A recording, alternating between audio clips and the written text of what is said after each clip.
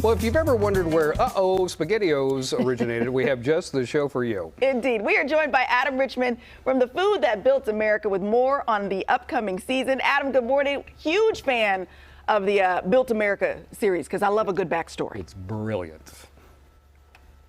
Thank you very much. And I love Sacktown. I was just there, and my friend Ryan is a member of Sacramento PD. So shout out to Ryan and his lovely wife, Andrea. Fantastic. I love that town. We'll try not to be offended. You didn't stop by. It breaks my heart that Jim Denny's is gone. I know. Yeah. Oh, that was the cutest little spot. Yeah. Dang it.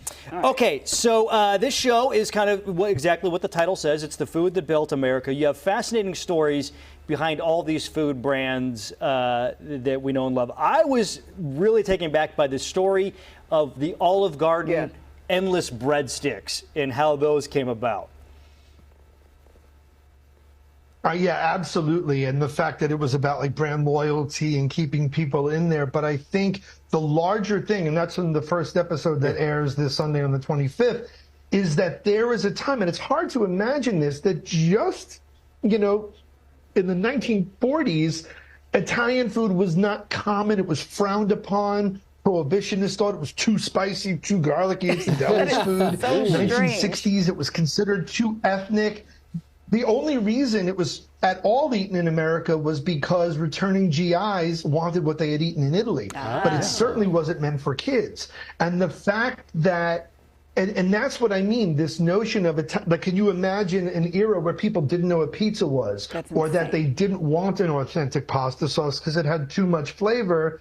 But even the fact that SpaghettiOs were created not only to appeal to kids, but to have a spoonable pasta because Americans didn't want to do twirly. And they're inspired. The O is inspired by the thought bubbles in cartoons. There's actually four shapes of SpaghettiOs, and it's the truth. And this is a true story that you'll see in the actual episode. One of the creators brought some home for his kid to try and get his opinion. His son dropped some on his shirt and said, SpaghettiOs. And that's literally how one of the most iconic slogans of all time was born. Best backstories ever. I love this show. That is fantastic. What a great story. True. Okay, I have to ask you, because as a foodie yourself, and I know that you're never afraid to try these, these viral food challenges and combinations and stuff. Do you have a food combo that you like, but that your friends make fun of you for? Oh, good question. That is a good question. No, I don't think that they would make fun of it. I think that generally, I guess maybe they sort of know what I've done for a living since '08, that they're going, okay, that's super weird. Actually, this just happened. I did like papaya with chili crisp, and I put some kind of like labneh or yogurt on it, and with basil. And someone was like, my friend was like, gross. And I was like, eat it. And all of a sudden it's like, okay, you know what, my bad. I think that, that's kind of the thing, like, that's really kind of the thing. Like, now, could you imagine going to, your local supermarket and seeking out an inauthentic sauce, that the fact that the guys who are creating Prego, their jobs were threatened, so they would work in a different lab in secret. Wow. And all the revolutionary idea was, let's not make a tomato sauce that's gross. Let's use natural stuff. And you're like, whoa, tomatoes, onion, and garlic, slow down, Sparky. Too edgy. Too edgy. It was like, Onion and garlic. yes, That's crazy talk. But exactly. But even little things like, how Ben & Jerry's, for example. So Ben Cohen has a condition, a rare sinus condition called asomnia. So it affects the ability of the nose to detect and transmit signals of smells to the brain.